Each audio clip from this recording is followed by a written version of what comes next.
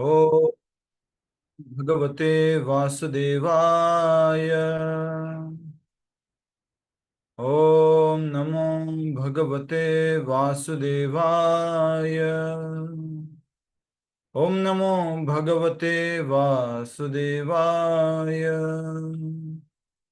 मुखं करोति वाचालं पंगुं लंघयते गिरिं यत्कृपातमहं वन्दे श्रीगुरुदीनतारिणं परमानन्दमाधवं श्रीचैतन्यमीश्वरं नारायणं नमस्कृत्यं नरं चैव नरोत्तमं दैवीं सरस्वतीं व्यासं ततो जयमुदीरयेत्।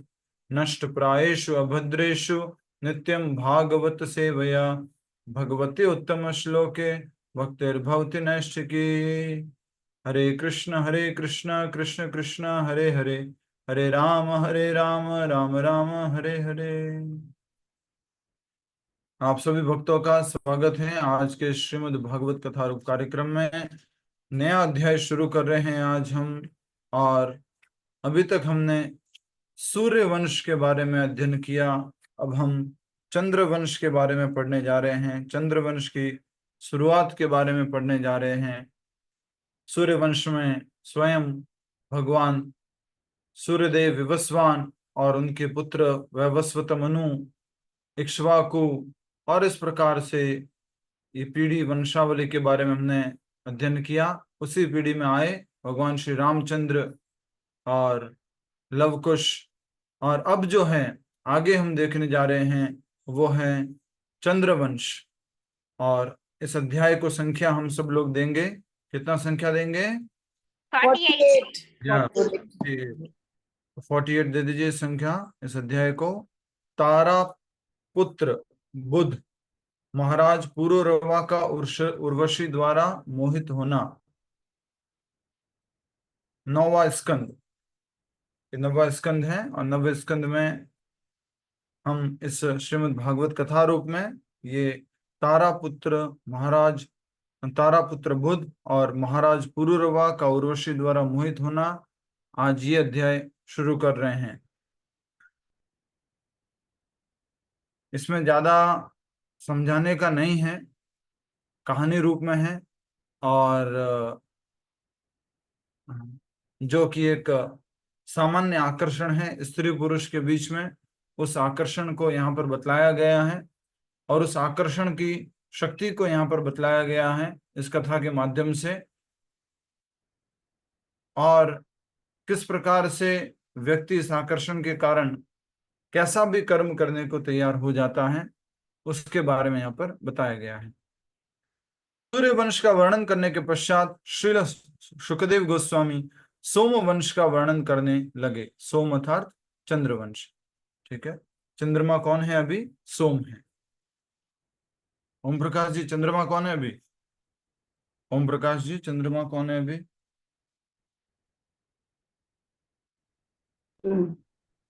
ओम प्रकाश जी को बोलना है। किसी और से बातें कर रहे थे तो मैं देख लिया मैंने। हाँ, मैं बात करने लगा था प्रभु जी। हरे कृष्णा प्रभु जी। कोई बात नहीं। प्रभु अरे जी मैं बताऊं? जोर से बोल दीजिए माता जी, एकदम जोर से बोलना, धीरे नहीं। तो जोर से बोल दीजिए माता जी। माता जी माइक बंद करके फिर कितना भी जोर से बोलेंगे तो मुझे सुनाई नहीं देगा। हरे कृष्ण। ठीक है, तो सूर्यवंश का वर्णन करने के बाद शुकदेव गोस्वामी जो हैं चंद्रवंश का वर्णन कर रहे हैं। और इसमें उसको सोमवंश भी कहा जा सकता है। और चंद्रमा जो है उसके मुख्य अधिष्ठाता देव सोम है। ब्रह्मा जी के एक पुत्र थे अत्रि। जब अत्रि के नेत्रों से बहते आनंद के शीतल आंसुओं ने उनकी पत्नी अनुसुईया को गर्भवती किया तो उससे सोम चंद्रदेव का जन्म हुआ, जो अपनी शीतल किरणों से सबको सुख प्रदान करते हैं। तो चंद्रदेव का जन्म कैसे हुआ? अत्रि मुनि और अनुसुईया माता। आज भी आप चित्रकूट में जाएंगे तो ये स्थान है, बहुत ही सुंदर स्थान। और वहां पर अनुसुईया माता जो है सीता माता को ब्लेसिंग्स देती है, उनको शिक्षा देती है। वो स्थान है चित्रकूट में। अभी हम सब लोग यात्रा में जाने वाले हैं आप लोग हमारे से थोड़ा जलन जलन रख सकते हैं। हम अभी चित्रकूट यात्रा में जाएंगे, सारे प्रभु जी लोग मिलकर के खूब आनंद करेंगे, खूब प्रसाद पाएंगे, खूब परिक्रमा करेंगे, खूब कीर्तन करेंगे। ओनली प्रभु जी लोग जा रहे हैं मंदिर के। ठीक है। जब अत्रि के नेत्रों से बहते आनंद के शीतल आंसू, तो ऐसा कहते हैं कि आनंद के जो आंसू होते हैं वो ठंडे होते हैं, और क्रोध के। प्रभु जी मैं 20 साल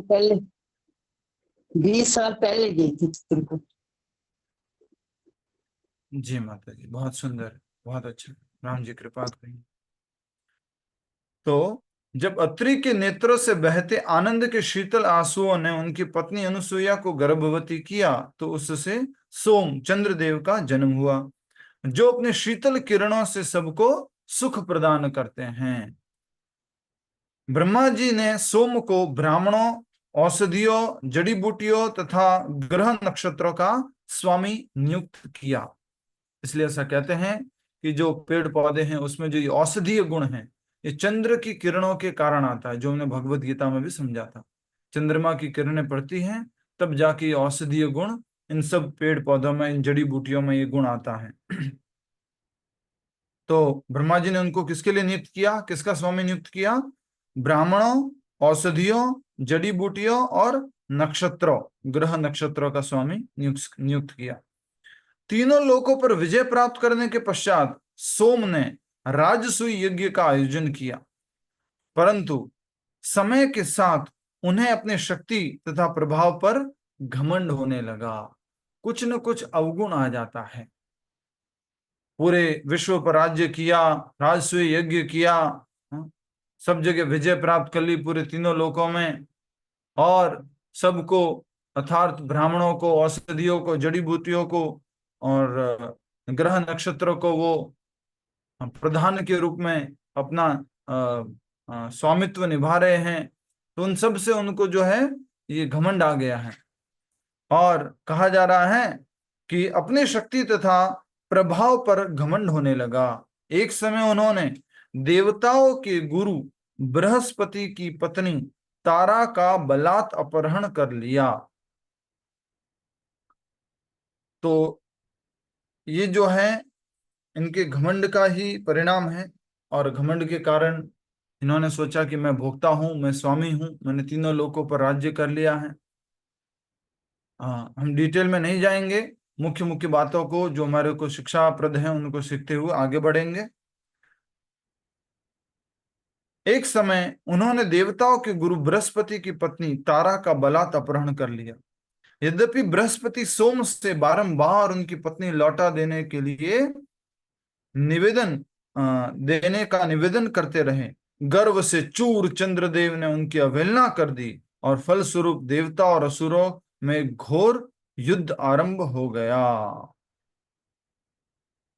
तो चंद्रदेव बहुत ही घमंडी थे, और उन्होंने जो है अपने गुरु, कुल गुरु कह सकते हैं या देवताओं के गुरु कह सकते बृहस्पति, उनकी पत्नी को अपहरण कर लिया, जिनका नाम था तारा।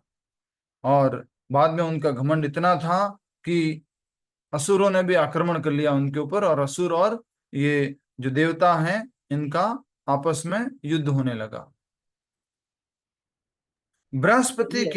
बृहस्पति से चीर शत्रुता होने के कारण शुक्राचार्य ने सोम का पक्ष लिया, और उनके पीछे पीछे समस्त असुरों ने भी सोम की ओर से युद्ध किया। समस्त देवता अपनी गुरु की रक्षा की दुहाई देते हुए शिवजी के पास आए, और बृहस्पति के प्रति स्नेहवश शिवजी ने देवताओं का पक्ष लिया। युद्ध किस किस के बीच में हुआ? थोड़ा सा मैं शायद गलत बोल दिया हूं, आप मदद कर दीजिए, मैंने कुछ गलत बोला है। देवता और असुरों के बीच में हुआ था। असुरों के बीच में युद्ध हुआ चंद्रदेव और बृहस्पति के बीच। बृहस्पति के बीच। अब देवता और असुर का भागीदारी आती है। तो बृहस्पति जो थे उनकी तो सहायता देवता ने की, क्योंकि वो देवताओं के कुल गुरु हैं, लेकिन बृहस्पति भी देवता हैं और चंद्रदेव भी देवता हैं, लेकिन चंद्रदेव जो है बृहस्पति के दुश्मन बन गए हैं अभी। तो जो असुर थे, और असुर के कुल गुरु शुक्राचार्य, और वो तो बृहस्पति से वैसे ही विरोध रखते थे, तो असुरों ने, बृहस्पति ने सब किसका साथ दिया? चंद्रदेव का साथ दिया। अब समझ में आ गया? बृहस्पति ने नहीं, शुक्राचार्य ने। सॉरी, शुक्राचार्य जी ने और असुरों ने, सबने मिलकर के चंद्रदेव का, सोम का साथ दिया। और उधर जब वो परेशान हो गए अपने बृहस्पति की रक्षा करने के लिए देवता लोग, तो किसके पास गए? जी के पास। शिव जी के पास गए। और शिव जी ने कहा कि मैं जो है देवताओं का साथ दूंगा। शिव जी ने देवताओं का पक्ष लिया। इस प्रकार तारा के लिए हो रहे इस युद्ध में देवता और असुर एक दूसरे को मारने पर तुल गए। तो ये स्त्री स्त्री के ऊपर जो युद्ध है, ये चंद्र वंश में भी हुआ है, सूर्य वंश में भी हुआ है, और भी अलग अलग वंशों में ये युद्ध हुआ है, और आज भी होता आ रहा है। मूवी में भी इसी प्रकार का दिखाया जाता है, राइट? मूवी अभी इससे कॉपी की गई है। हीरो होता है लेकिन वो कमजोर होता है, डाकू होता है, वो अटैक करता है, फिर युद्ध होता है, आखिरकार वो जो है वो हीरोइन को प्राप्त करते हैं और फिर मूवी एंड हो जाती है। तो ऐसे ही यहाँ पर देख पा रहे हैं कि चंद्रदेव जो है तारा के प्रति बहुत आकर्षित थे, और उस कारण से बहुत युद्ध हुआ। और सूर्य देव ने, सॉरी, शिव जी ने जो देवताओं का साथ दिया, शुक्राचार्य और जो असुरगण है उन्होंने चंद्रदेव का साथ दिया। इस प्रकार तारा के लिए हो रहे इस युद्ध में देवता और असुर एक दूसरे को मारने पर तुल गए। जब अंगिरा मुनि ने ब्रह्मा जी को स्थिति की गंभीरता से अवगत करवाया, तो उस समय पितामह ने सोम को बुरी तरह फटकारा। ब्रह्मा जी के हस्ताक्षेप से युद्ध तो रुक गया, परंतु जब तारा को बृहस्पति के पास वापस भेजा गया, तो उन्होंने पाया कि तारा गर्भवती थी। देवताओं में एक थोड़ी सी ठीक बात थी, वो ये थी कि अगर कोई बड़े अधिष्ठाता देव, ब्रह्मा जी, विष्णु जी, कुछ उनको कह देते थे रुक जाओ, समाप्त करो, रुको, तो आखिरकार वो उनकी बात मान लेते थे। असुर लोग जो है कभी भी उनकी बात नहीं मानते थे। ये फर्क है देवता और असुरों में। देवता विष्णु भक्त भवेद देवा, कहीं ना कहीं वो विष्णु भक्त हैं, इसलिए वो अपने ऑथोरिटी की, अपने जो ऑथोरिटी को क्या बोलेंगे हिंदी में, अपने ऑथोरिटी, अधिकार, अधिकारी, और कुछ शब्द हो सकता है, अच्छा, अपने अधिकारी की जो आज्ञा है उसको वो पालन कर लेते। ठीक है, अपने स्वामी के। हरे कृष्णा, धन्यवाद, अधिकृत। हरे कृष्णा। तो इस प्रकार से जो है ब्रह्मा जी के कहने पर क्या हुआ, युद्ध रुक गया, और सोम ने क्या कर दिया, तारा को वापस दे दिया बृहस्पति को। पर जब वापस दिया तो बृहस्पति को मालूम पड़ा तारा गर्भवती है। यह जानकर बृहस्पति अपनी पत्नी को डांटने लगे, अरे मूर्ख स्त्री, तूने मेरे अतिरिक्त किसी और से गर्भाधान स्वीकार किया है, परंतु यदि तू तुरंत इस बालक को जन्म दे देगी तो मैं तुझे क्षमा कर दूंगा और जलाकर राख नहीं करूंगा। बृहस्पति को वैसे तो बहुत गुस्सा आया कि ये पुत्र किसका है, और तुम कैसे गर्भाधारण हो गया है तुम्हारा, हाँ, मैं तुम्हें माफ कर दूंगा अगर तुम जो है पुत्र को तुरंत जन्म दे दोगे, और मैं तुम्हें भस्म नहीं करूंगा, जला करके भस्म नहीं करूंगा। तो एक ये बृहस्पति का एक कह सकते हैं क्षमा का गुण हम देख सकते हैं कि उन्होंने इतनी बड़ी गलती पर भी अपनी पत्नी को क्षमा करने के लिए कह दिया, माफ करने के लिए कह दिया। व्यभिचारिणी बनकर तूने सोम की संग की इच्छा की थी, परंतु चूंकि तेरे अंदर पुत्र प्राप्ति की तीव्र इच्छा थी, इसलिए मैं तुझे दंड नहीं दूंगा। तारा बहुत लज्जित थी। अपने पति का आदेश सुनते ही तारा ने तुरंत बच्चे को जन्म दे दिया। देवता लोग ऐसे कर सकते हैं, मनुष्य के लिए संभव नहीं। तुरंत बच्चे को जन्म दे दिया। वह बालक अत्यंत सुंदर तथा स्वर्णिम आभा से युक्त था। लेकिन अब एक समस्या खड़ी हो गई।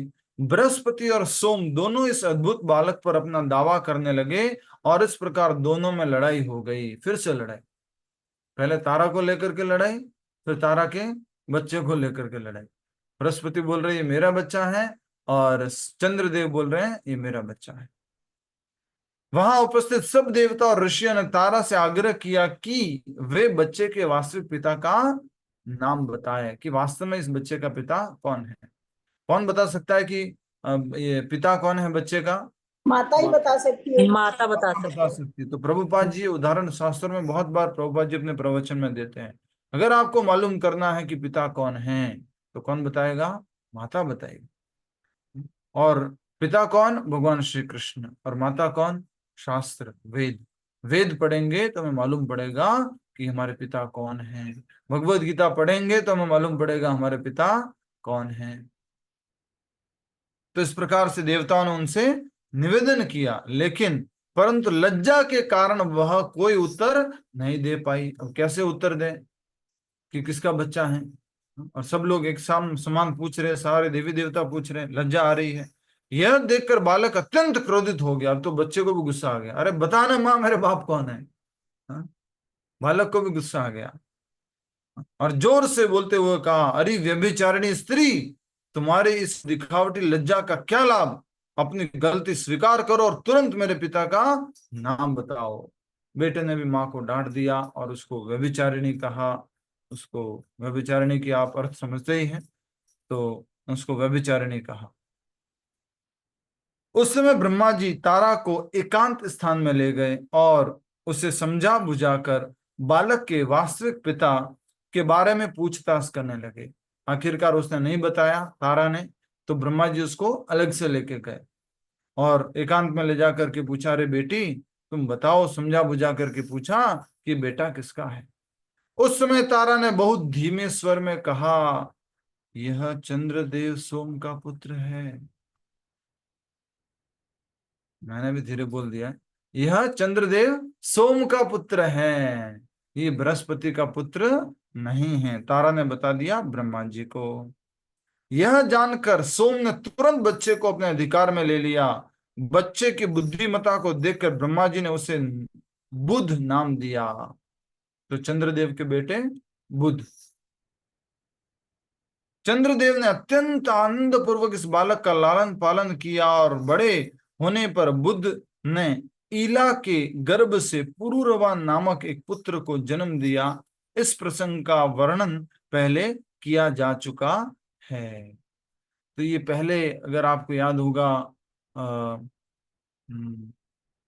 वैवस्वत मनु, वैवस्वत मनु के कोई पुत्र नहीं था। तो वैवस्वत मनु के कोई पुत्र नहीं था, तो गुरु ने उनको कृपा की थी। और कुछ याद आ रहा है? नहीं याद आ रहा? तो उनको एक पुत्र होता है, एक पुत्री होती है, उसका नाम होता है इला। हाँ, और पुत्री क्यों हो जाती है? पत्नी चाहती है ना पुत्री, मुझे पुत्री चाहिए। हाँ, पत्नी ने जो है, जो यज्ञ कर रहे थे, जो ब्राह्मण देव थे, उनसे जाके बोल दिया मुझे तो पुत्री चाहिए। तो बोला यज्ञ तो पुत्र के लिए हुआ था, ये पुत्री कैसे हो गई? तो पुत्री हो गई, उसका नाम इला हुआ। और गुरुदेव से निवेदन किया तो गुरुदेव ने अपनी शक्ति से उसको क्या बना दिया? फिर से पुत्र बना दिया, और उसका नाम हुआ सुद्युम्न। और सुद्युम्न जो है वो एक बार वन में जा रहा था, और वन किसका था? वो शिवजी का। शिवजी का प्राइवेट गार्डन था। तो वहां पर शिवजी ने एक श्राप दे रखा था कि इस गार्डन में, इस वन में अगर कोई आएगा तो वो स्त्री बन जाएगा। तो वो बहुत माफी मांगने लगे, ये तो क्या हो गया, अपराध हो गया, मेरे से माफ करो। तो फिर शिवजी ने वरदान दे दिया। क्या वरदान दिया? 1 महीना स्त्री, स्त्री 1 महीना पुरुष। 1 महीना पीला, और 1 महीना सुद्युम्न। सज्जन। तो यहाँ पर बात हो रही है कि बुध जो है, उनकी शादी किससे हो गई? बुध ने इला के गर्भ से, बुध की शादी किससे हो गई? इला से, जो 1 महीना क्या रहता था? स्त्री, और 1 महीना पुरुष। ठीक है, तो बुध की शादी हो गई इला से, और उनसे एक पुत्र का जन्म हुआ पुरूरवा। इस प्रसंग का वर्णन पहले किया जा चुका है। मित्र और वरुण के शाप से अप्सरा उर्वशी को मनुष्य जैसा स्वभाव प्राप्त हो गया मित्र और वरुण के श्राप से। और मित्र और वरुण ने क्यों श्राप दिया होगा? अनुमान लगा सकते हैं, एग्जैक्टली तो मालूम नहीं। मित्र और वरुण ने क्यों श्राप दिया होगा?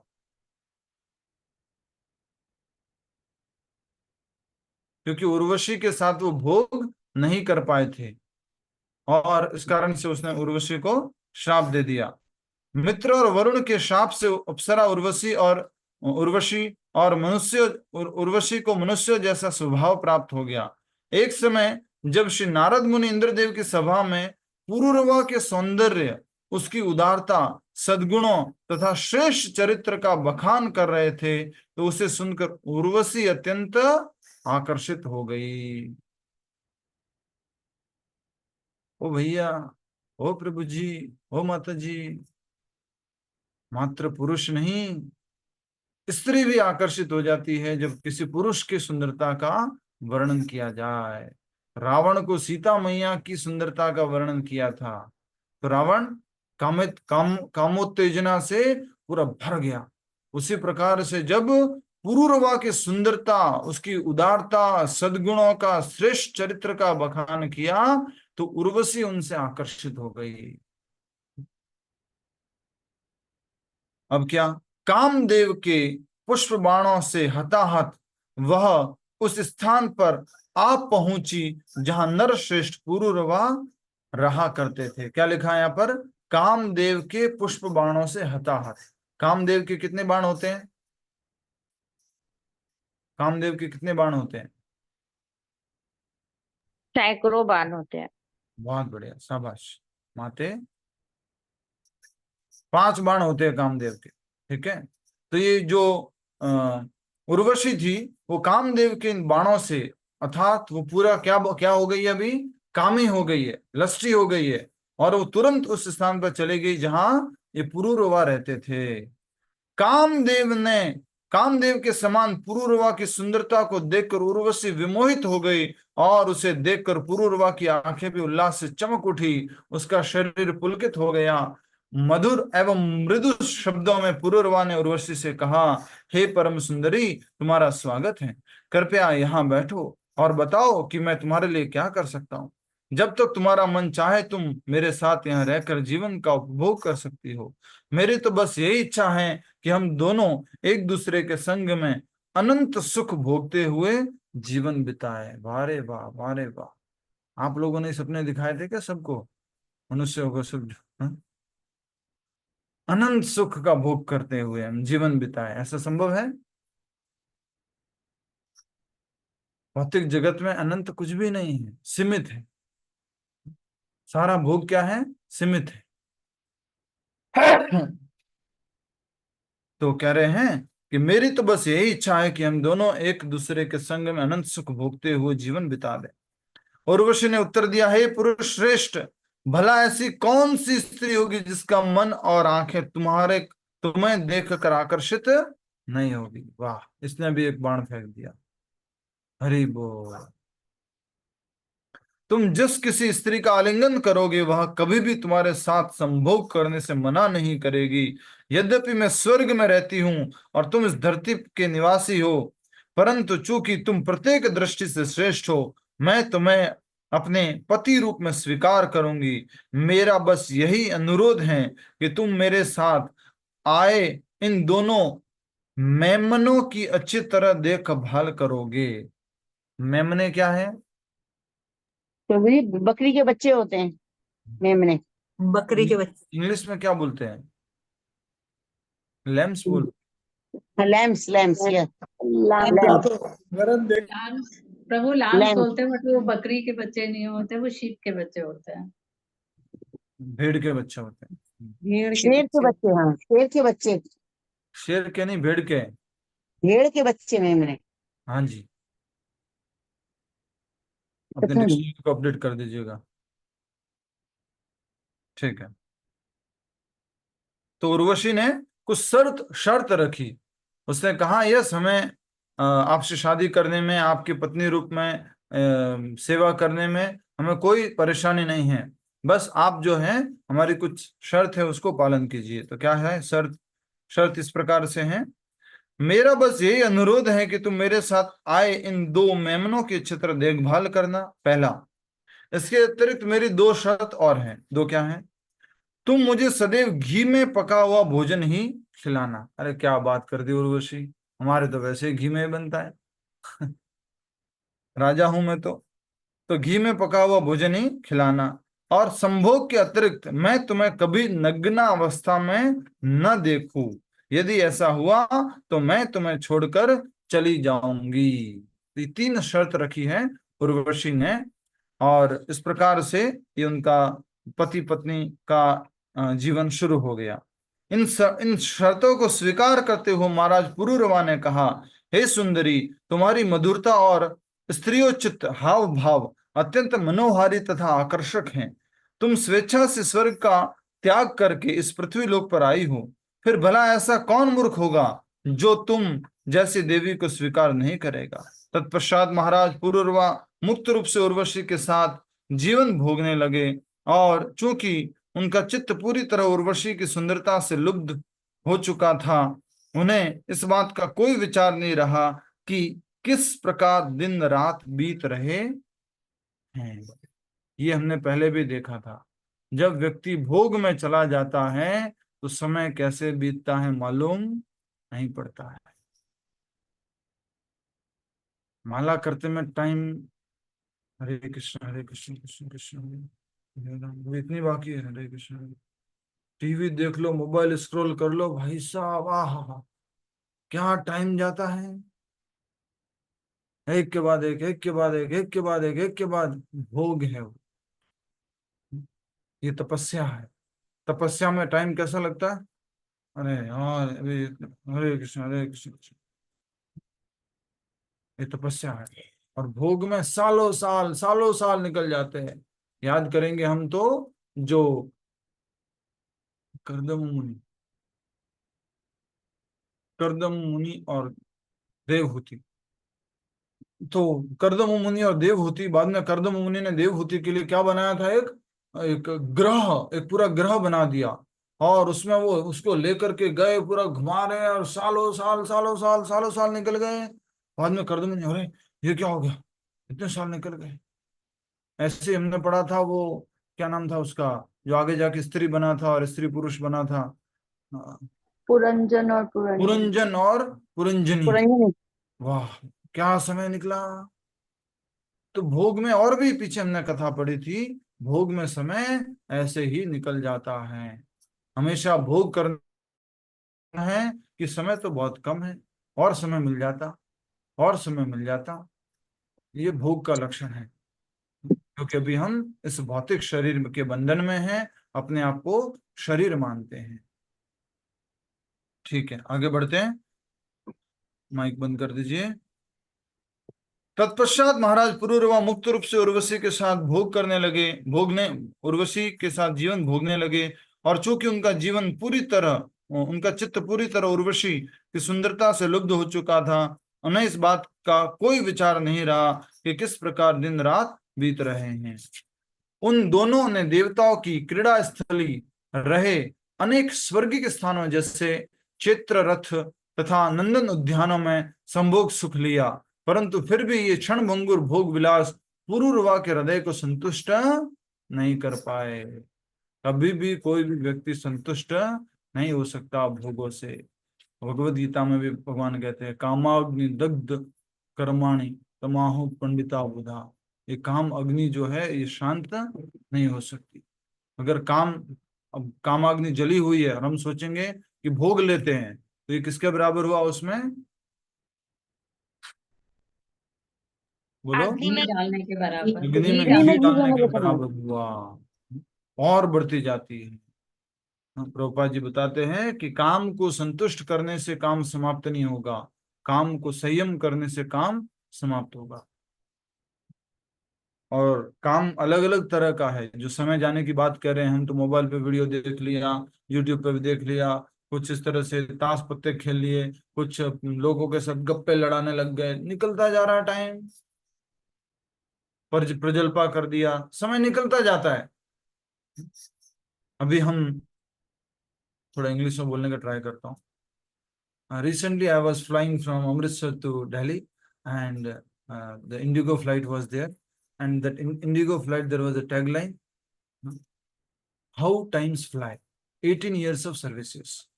Then I connected immediately with Srimad Bhagavatam. Bhagavatam also says the same thing. How time flies, nobody knows. Time has passed 20 years, 30 years, 40 years, 50 years. Now I am seeing myself. The 12 years have passed in ISKCON, Hare Krishna temple. What progress I have made.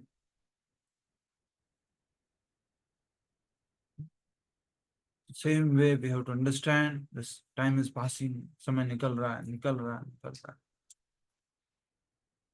लाखों करोड़ों रुपए दे करके भी इस time को वापस नहीं लाया जा सकता है. इसलिए हमने कल देखा था कि निमी महाराज क्या कह रहे थे कि बृहस्पति के आने का अगर मैं वेट करूंगा तो मालूम नहीं मैं मर गया तो मैं अभी से हवन कर लेता हूँ, यज्ञ कर लेता हूँ. हमने कर लिया. कल एक परिवार में गया था, बहुत फेमस अगरबत्ती वाला परिवार है, आप लोग जानते होंगे, हरिदर्शन अगरबत्ती. तो पूछा, मैंने कहा माला हो रही है? प्रभु जी पिछले कुछ दिनों से ना माला बिल्कुल नहीं हो रही है. हाँ, अभी तो आप बहुत अच्छे से कर रहे थे, अब क्या हो गया एकदम से? नहीं नहीं, अब पिछले कुछ दिनों से माला बिल्कुल नहीं हुई. तो फिर हमने उनको नीमी महाराज की कथा सुनाई कि देखो कितना जरूरी है समय का सदुपयोग करना. और हम देख पा रहे हैं कि ये जो पुरूरवा है, क्या कह रहे हैं, हृदय को संतुष्ट नहीं कर पाए. पहले भी हमने रिसेंटली पढ़ा था, जस्ट कुछ समय पहले पढ़ा था, टाइटल भी दिया था उस भगवद गीता क्लास का. काम से कोई व्यक्ति संतुष्ट नहीं हो सकता, काम पूर्ति से कोई व्यक्ति संतुष्ट नहीं हो सकता. अभी भी टाइटल दिया था, भूल रहा हूं मैं. बताइए किसकी कहानी थी? कुछ ही बस 4-5 क्लास पहले, जन्माष्टमी के आसपास. किसकी कथा थी? नहीं, देखिए रिवीजन क्या करो तो याद रहेगा. च्यवन च्यवन मुनि की तो नहीं थी? च्यवन ऋषि की. श्रवण ऋषि की, ठीक है. थोड़ा सा रिवीजन कर लिया करो, रिकॉर्डिंग सुन लिया करो. मैं एक बार अभी आग्रह करता हूँ फिर से आप सभी लोगों से, एटलीस्ट रिकॉर्डिंग जो है ना यूट्यूब पे डालते हैं, सारा का सारा जो भी कथा होती है उसको आप सुन लिया करो. पढ़ नहीं पा रहे दोबारा तो, या पढ़ लिया करो जल्दी से, जो भी आपको ठीक लगे. क्लास शुरू होने से पहले 10-15 मिनट पहले पूरा पढ़ लिया करो. जस्ट एक रीडिंग या रिकॉर्डिंग सुन लिया करो. रोटी बनाते हुए, काम करते हुए, कुछ भी करते हुए रिकॉर्डिंग सुन लिया करो. और आपसे रिक्वेस्ट करता हूँ, लाइक करो, कमेंट करो, शेयर करो. वो तो आप भूल ही गए हो, कोई करना ही नहीं है वो तो. कमेंट वमेंट कोई नहीं करता, कोई बात नहीं, चलेगा.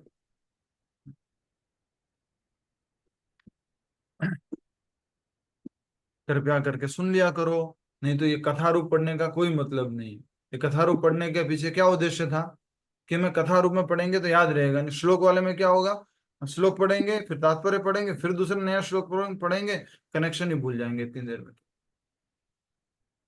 तो कृपया करके रिकॉर्डिंग्स को सुना कीजिए.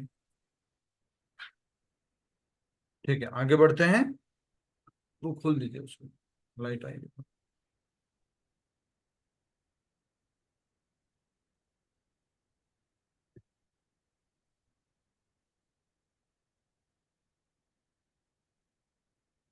ये क्षण भंगुर भोग विलास पुरूरवा के हृदय को संतुष्ट नहीं कर पाए. पुरूरवा का चित्त उर्वशी के शरीर से निकलती कमल पुष्प की सुगंध से सम्मोहित हो चुका था. उर्वशी की संगति में उन्होंने आनंद पूर्वक इंद्रिय सुख भोगते हुए लंबा समय व्यतीत कर दिया. उधर स्वर्ग में उर्वशी को न देख राजा देवराज इंद्र विचार करने लगे, उर्वशी के बिना मेरी राजसभा सुनी सुनी लगती है. और उन्होंने गंधर्वों से निवेदन किया कि वे उसे पुनः स्वर्ग में लाने की व्यवस्था करें. सारा झगड़ा देख रहे हैं पूरा.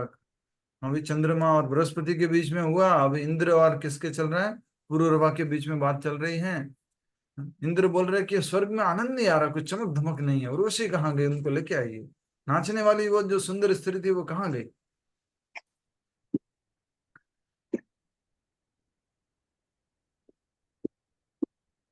इसी का माई कौन है, ध्यान रखें माता जी, प्रभा रंजन माता जी, माई का ध्यान रखा करो. अभी बंद कर दिया हमने. अभी कर दिया हमने, बंद कर दिया। आधी रात के समय जब चारों ओर गहन अंधकार छाया हुआ था, वे गंधर्व पुरूरवा के घर आए और उर्वशी के उन दो मेमनों को चुरा लिया जिसका उत्तरदायित्व पुरूरवा के ऊपर था।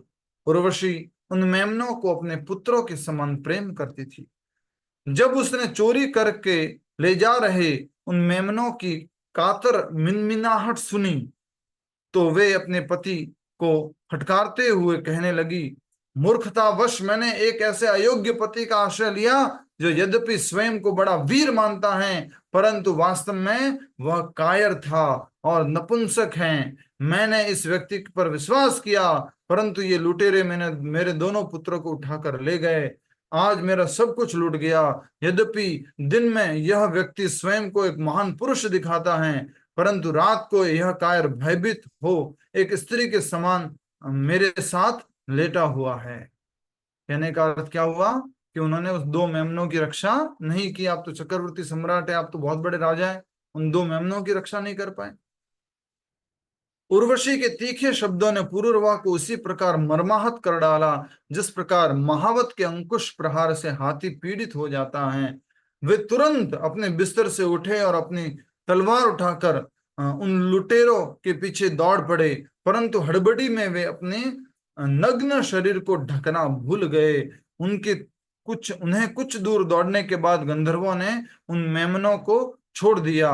जब पुरूरवा उन मेमनों के साथ लौटे तब तक उजाला हो चुका था और उर्वशी ने उन्हें पूर्ण नग्नावस्था में देख लिया।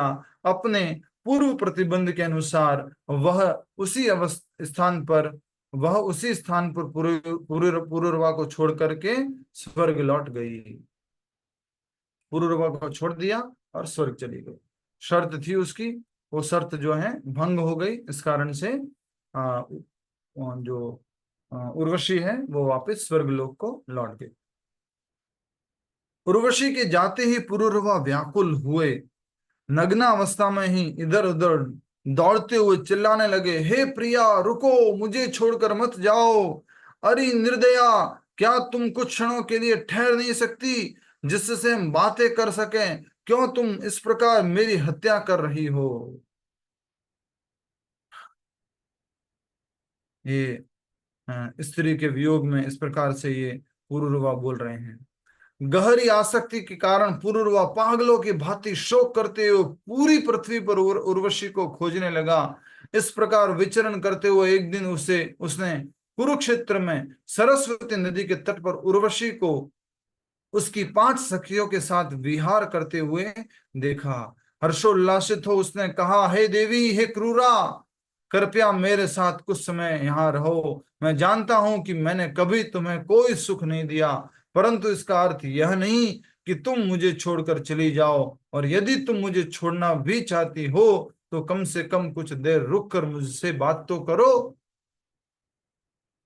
इस दुनिया में स्त्री पुरुष में कितने भी झगड़े होते हैं और झगड़ों में स्त्री का लास्ट निवेदन ये होता है, थोड़ा बात तो कर लेते, थोड़ा बता तो देते, थोड़ा इन्फॉर्म तो कर देते। तो उसी प्रकार से ये पुरुष निवेदन कर रहा है यहाँ पर, क्योंकि स्त्री छोड़ करके जा रही है कि आप थोड़ा बैठिए, हमारे से बात कीजिए, बात तो कीजिए। ऐसे करके पुरूरवा उर्वशी से कह रहे हैं। मैंने अपना इंटरप्रिटेशन दे रहा हूं यहाँ पर कि पुरूरवा किसका पुत्र हुआ, किसका पोता हुआ? चंद्रदेव के पुत्र। चंद्रदेव का बेटा बुध। बुध की शादी किससे हुई? इला से। इला और बुध से कौन प्रकट हुआ? पुरूरवा। तो एक प्रकार से पुरूरवा क्या हुआ? चंद्रदेव का पोता। तो अगर दादा इतने बड़े कामी थे, अहंकारी थे, तो पोता तो इतना कामी होना ही होना। देख सकते हैं हम कि पोता भी बहुत कामी है और वो उर्वशी के शरीर से आसक्त हो गया। उर्वशी ने बहुत कड़वे शब्द कहे उसको, तू नपुंसक है, तू कायर है, या स्त्री की भांति बिस्तर में पड़ा हुआ तू बड़ी बड़ी डिंग हाँकता है कि मैं महान राजा हूं, और तू 2 मेमनों को नहीं बचा पाया, अपने घर में रखे वो 2 मेमनों को। तो जिस प्रकार से हाथी को दर्द होता है जब वो महावत उसको अंकुश लगाता है, लेकिन फिर भी वो महावत की बात को मानता है, क्योंकि रोटी कौन देगा, बोलो, महावती देगा ना। भगवत देगा। उसी प्रकार से जो है ये पुरूरवा, इतना गलत बोलने पर, उर्वशी द्वारा इतना गलत बोलने पर भी वो अंदर दर्द हुआ लेकिन सब कुछ सहन कर लिया, क्योंकि आगे इंद्रिय भोग कौन देने वाला है, उर्वशी देने वाले हैं, इसलिए वो सब उर्वशी। कुछ सहन कर लिया। अगर कोई और दूसरा होता तो गला काट करके रख देता। तो इस प्रकार से ये इंद्रिय भोग के कारण ये पुरूरवा पूरी तरह से आसक्त हो गया था। और हम देख रहे हैं कि उसने लास्ट में जब कुरुक्षेत्र में उर्वशी अपनी सखियों के साथ आई तो उसे निवेदन किया कि कृपया करके रुक करके कम से कम मेरे साथ कुछ समय बात तो करो। हे देवी, तुम्हारे द्वारा अस्वीकृत मेरा यह सुंदर शरीर इसी स्थान पर धराशायी हो जाएगा, क्योंकि यह तुम्हें सुख देने में असफल रहा, इसलिए अब लोमड़ी और गिद्धों का भोजन बन जाना ही इसकी एकमात्र गति है। वाह रे वाह, पूर्वा सेम जो माता जी लोग, लड़की लोग जो तरीका अपनाते हैं, सेम 100% फॉर्मूला अपना है। मैं आत्महत्या कर दूंगी, मेरा शरीर जो है समाप्त हो जाएगा, पुरुष बोल रहा है। उर्वशी ने उत्तर दिया, हे राजन, अब यहाँ पर बहुत सुंदर बात आती है, उर्वशी की शिक्षा। बस ये हमारे पूरी कहानी में जो सीखना था वो ये है। उर्वशी ने उत्तर दिया, हे राजन, आप महान वीर हैं और इसलिए असमय अपने शरीर का त्याग करना आपको शोभा नहीं देता। अपने हृदय को शांत कीजिए और भेड़ियों जैसी अपनी इंद्रियों को अपने चित्त पर हावी मत होने दीजिए। इस सत्य को समझने का प्रयास कीजिए कि एक स्त्री का हृदय लोमड़ी के समान निष्ठुर होता है और इसलिए उन्हें उनके साथ घनिष्ठ संबंध बनाने का कोई लाभ नहीं। स्त्रियां स्वभाव से क्रूर और चालाक होती हैं और वे थोड़ी सी भी गलती को सहन नहीं कर पाती। इतना ही नहीं, अपने भोग विलास को कायम रखने के लिए वे किसी भी तरह का पाप कर सकती हैं और अपने भाई अथवा पति की हत्या करने में भी संकोच नहीं करती। ये एक्सट्रीम बताया गया है। और आजकल जो कलयुग चल रहा है इसमें हमने देखा है कि जो एक पत्नी है, एक स्त्री है, उसका किसी पर पुरुष के साथ संबंध है और उस संबंध की रक्षा करने के लिए वो क्या कर देती है, अपने पति की हत्या करवा देती है। अपने पति की ही हत्या करवा देती है या अपने भाई की भी हत्या करवा देती है। किस कारण से? पुरुष के प्रति आसक्ति के कारण। ये बहुत इंपॉर्टेंट शिक्षा है जो उर्वशी ने दी है। चूंकि स्त्रियों को आसानी से बहलाया फुसलाया जा सकता है, इसलिए वे सरलता से अपने सच्चे हितैषी को छोड़कर धूर्तों से मित्रता कर लेती है। ये सदुपयोग बताया है इस स्त्रियों के कोमल स्वभाव का। कई बार हम गलत समझ लेते, लेकिन आज कौन बोल रही है? स्वयं उर्वशी बोल रही है, तो हमें थोड़ा जल्दी समझ में आएगा। विश्व सुंदरी, देवताओं के लोकों में भी रहने वाली परम सुंदरी उर्वशी खुद बोल रही है कि स्त्रियां क्रूर होती हैं, लोमड़ी के समान निष्ठुर होती हैं और इसलिए उनके साथ घनिष्ठ संबंध बनाने का कोई लाभ नहीं। स्त्रियां स्वभाव से क्रूर और चालाक होती हैं, वे थोड़ी सी भी गलती को सहन नहीं कर पाती। हाँ, इतना ही नहीं, अपने भोग विलास को कायम रखने के लिए वे किसी भी तरह का पाप कर सकती हैं और अपने भाई अथवा पति की हत्या में भी संकोच नहीं करती, क्योंकि स्त्रियों को आसानी से बहलाया फुसलाया जा सकता है, बेवकूफ बनाया जा सकता है, उनके उनके इमोशंस को दुरुपयोग किया जा सकता है। इसलिए वे सरलता से अपने सच्चे हितैषी पुरुष को छोड़कर धूर्तों से मित्रता कर लेती हैं। ऐसी व्यभिचारी स्त्रियां निरंतर नए पुरुष की खोज में तत्पर रहती हैं। तो बहुत ही सुंदर बात हम यहाँ पर आज के कॉन्टेक्स्ट में देख सकते हैं। जैसे लव जिहाद चल रहा है, मम्मी पापा बताते हैं नहीं बेटा हमारी बात सुनो, नहीं बेटा हमारी बात सुनो, नहीं बेटा हमारी बात सुनो, लेकिन नहीं, मेरा जो फ्रेंड है, मेरा जो दोस्त है वो अलग है, वो गलत नहीं करेगा। और आखिरकार गलत गलत ही हमें खबरें सुनने को मिलती है। ये बहुत इंपॉर्टेंट बात हमें समझने की है कि हम, जैसे छोटा बच्चा नहीं होता, छोटा बच्चा कई बार बहला फुसला करके क्या हो जाता है,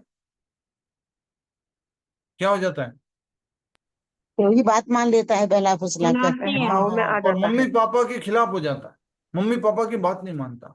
वैसे ही स्त्री का हृदय बहुत कोमल निर्मल है, लेकिन कलयुग में बहुत कुछ मिक्स है, और भी मिक्स है। हाँ, जो बातें यहाँ स्त्री के लिए लिखी है वो बातें पुरुष के लिए भी हैं, कि पुरुष का हृदय लोमड़ी के समान निष्ठुर है, और पुरुष से कोई घनिष्ठ संबंध बनाने का कोई लाभ नहीं। पुरुष स्वभाव से क्रूर और चालाक होता है, और ये सब भी बातें हैं, सेम पुरुष के लिए भी लागू होती है। ठीक है, कोई लोग ताली बजा रहे हैं। वाह प्रभु जी, अच्छा किया आपने पुरुष के बारे में बोल दिया, इतनी देर से स्त्री के बारे में सुन रहे थे, धन्यवाद। वास्तव में ताली बजा रहे थे क्या? अरे वाह, हरी बोल, पूनम माता जी की जय हो। ठीक है, ठीक है, फिर से बोल देता हूँ, जितनी भी स्त्रियां हैं वो ताली बजा सकती हैं। पुरुष का हृदय एक लोमड़े के समान निष्ठुर होता है, और उससे घनिष्ठ संबंध बनाने का कोई लाभ नहीं। पुरुष स्वभाव से क्रूर और चालाक होता है। उसको कोई छोटी सी भी गलती सहन नहीं कर पाता स्त्री के द्वारा की गई, और अपने भोग विलास को कायम रखने के लिए वो अपनी पत्नी या बच्चों की भी हत्या कर लेता है, उनको छोड़ करके चला जाता है। पर ये बात सत्य नहीं होगी पुरुष के लिए, कि पुरुष को बहला फुसला करके सरलता से। हाँ, ये भी सत्य है।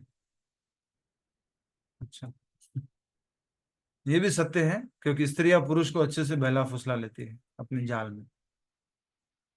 हे राजन, यदि तुम्हारी तीव्र हे राजन, यदि तुम्हारी इतनी तीव्र इच्छा है तो तुम प्रत्येक वर्ष के अंतिम दिन केवल एक रात के लिए मेरे साथ सुख भोग कर सकते हो। इस प्रकार तुम्हें अनेक संतान प्राप्त होगी। उर्वशी जानती थी कि महाराज पुरुरवा अपने बहुमूल्य मनुष्य जीवन को व्यर्थ ही गवा रहे हैं, और इसलिए उसने स्त्रियों के स्वभाव का सच सच वर्णन करके उन्हें सचेत करने का प्रयास किया, और अपने प्रति पुरुरवा की गहरी आसक्ति को देखते हुए वह वर्ष में एक बार उनका संग करने के लिए भी राजी हो गई। उर्वशी को गर्भवती जानकर पुरुरवा अपने घर लौट आए। उस वर्ष के अंत में वे कुरुक्षेत्र में पुनः उर्वशी से मिले। उस समय तक उर्वशी एक वीर पुत्र की मां बन चुकी थी। उर्वशी की भेंट से प्रसन्न पुरुरवा ने हर्षित हो रात भर उर्वशी के साथ भोग किया, परंतु उसके लौटने के समय को देखकर वे अत्यंत दुखी हो गए। उस समय उर्वशी ने उन्हें परामर्श देते हुए कहा, हे राजन, आप गंधर्वों की पूजा करें, क्योंकि यदि वे चाहें तो मुझे पुनः तुम्हारे पास भेज सकते हैं। ये सब कहानी सुन करके, उर्वशी के निर्देश सुन करके कौन सी दूसरी कहानी याद आती है? जल्दी से बता दो, जल्दी से। लिक्विड ब्यूटी वाली, लिक्विड ब्यूटी की जो प्रभुपाद जी ने स्टोरी बताई थी, याद आया? ये देखो मेरी सुंदरता यहाँ घड़ों में इकट्ठी की हुई है, जैसे ही घड़े खोले बदबू बदबू। याद आ गया, नहीं आया? ओम प्रकाश जी, याद आ गया? लिक्विड ब्यूटी नहीं याद आया? वाह जी वाह, ठीक है, बाद में और सुनाएंगे। आगे पढ़ लेते हैं, हमारे कोई कीर्तन के लिए जाना, मैं भूल गया था, जल्दी से। ठीक है। यह सुनकर पुरुरवा ने स्तुतियों द्वारा गंधर्वों को संतुष्ट किया, और उन्होंने प्रसन्न होकर पुरुरवा को एक अग्नि स्थली युवती, अग्नि से उत्पन्न हुई युवती दी, जो बिल्कुल उर्वशी जैसे दिखती थी। उसे अपनी पत्नी मानकर पुरुरवा उसके साथ वन में विचरण करने लगे, परंतु रात्रि समय संभोग करते समय वे समझ गए कि यह युवती उर्वशी नहीं है। उस अग्निस्थल युवती को वन में ही छोड़कर वे अपने घर लौट आए, और रात भर उर्वशी के बारे में विचार करते रहे। हे राजा, क्यों समय गवा रहा है तू? टाइम वेस्ट कर रहा है। उर्वशी के ही शरीर से वो आसक्त थे, उनको भोग उर्वशी के साथ ही करना था। ये अग्निस्थली नाम की स्त्री मिली, लेकिन उसको तो छोड़ दिया। जिस समय वे उर्वशी का चिंतन कर ही रहे थे, उसी समय त्रेता युग आरंभ हो गया, और इस प्रकार उनके हृदय में कर्म कांड की वैदिक पद्धति स्फुरित होने लगी। पुरुरवा ने जिस स्थान पर अग्निस्थली युवती को छोड़ा था, वे उसी स्थान पर लौट आए, और वहां उन्होंने एक शमी वृक्ष के तने से निकल रहे एक वट वृक्ष को देखा। पुरुरवा ने उस वृक्ष से लकड़ी का एक टुकड़ा लिया और यज्ञ आरंभ करने के लिए अग्नि आह्वान हेतु 2 अरणी लकड़ियां बनाई। पुरुरवा की इच्छा उर्वशी के लोक पर जाने की थी। उस उद्देश्य से वे उचित मंत्रों का उच्चारण करने लगे और एक के ऊपर एक रखी उन लकड़ियों में से नीचे वाली लकड़ी को उर्वशी का तथा ऊपर वाली को स्वयं मानकर उन पर ध्यान करने लगे। इस प्रकार उन दोनों लकड़ियों के घर्षण उत्पन्न करके उन्होंने अग्नि प्रज्वलित की। फिर उस अग्नि को अपना पुत्र मानते हुए उन्होंने पूर्ण पुरुषोत्तम भगवान विष्णु की संतुष्टि के लिए यज्ञ संपन्न किया। सतयुग में प्रणव ओंकार में समस्त वैदिक मंत्रों का समावेश था और भगवान नारायण ही एकमात्र पूजनीय विग्रह थे। देवोपासना की भी संस्तुति नहीं की गई थी सतयुग में, ठीक है, कोई देव उपासना नहीं। और जीवन का एकमात्र आश्रम हंस था, एकमात्र आश्रम हंस था। त्रेता युग के आरंभ में कर्मकांडी यज्ञों का आरंभ हुआ और इस प्रकार महाराज पुरुरवा को अपनी इच्छा अनुसार गंधर्व लोक जाने की योग्यता प्राप्त हो गई। विष्णु भगवान को यज्ञ करके संतुष्ट करके क्या मांगा? उर्वशी उर्वशी गंधर्व लोग। कहाँ तू चली गई, मेरे को भी वहीं आना है। विष्णु भगवान को प्रसन्न करके क्या मांगा? उर्वशी दे दो भगवान, उर्वशी दे दो भगवान, बहुत सुंदर है उर्वशी, मुझे उर्वशी दे दो। इतना ज्यादा काम हावी हो जाता है, हे भगवान। ठीक है, आगे और कथा है जो परशुराम भगवान की कथा आने वाली है, उसको हम समझेंगे। आज यहीं पे समाप्त करते हैं।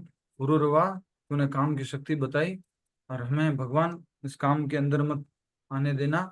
काम की शक्ति बार बार परीक्षा लेगी हमारी। स्त्री पुरुष का ये आकर्षण इस बद्ध जगत में बहुत कठिन है, इससे बाहर निकलना।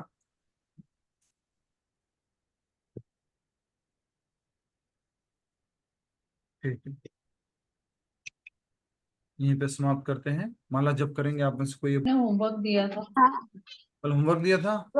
हाँ Yes, जी, होमवर्क दिया था। रामचरित Different and पूछेंगे, वाल्मीकि। माला के बाद पूछूंगा या कल परसों पूछूंगा फिर ना। अभी समय हो गया, 4:30 बजे पहुंचना है। मैं तो यहीं पे हूँ अभी, तो कैसे हो पाएगा?